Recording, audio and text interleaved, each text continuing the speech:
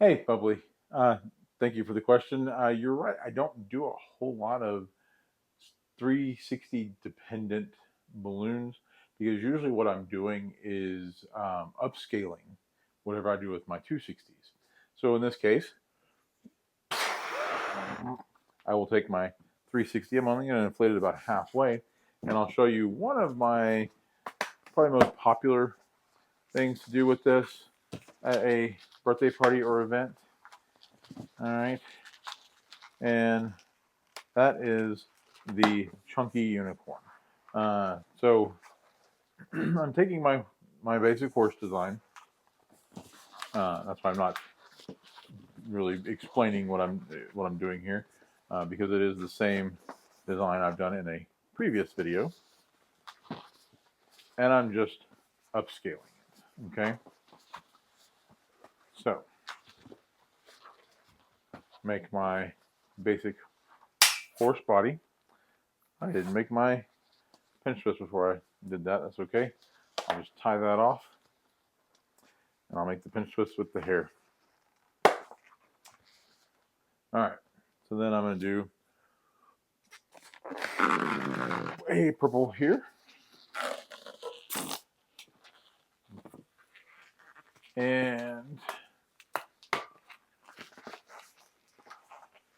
no, I'm not real good at the fancy unicorn horn, but that's okay because that's really all I need right there is just a representation of the unicorn horn.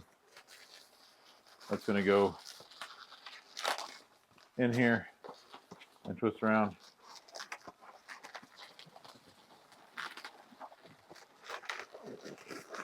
All right, and then I'm going to pull that behind. And so I'm mixing the 360 with a 260, making a chunkier body for my unicorn. And I always use that line from Despicable Me. It's so fluffy! Oh, come on, I need a little more air there. Don't fail me now.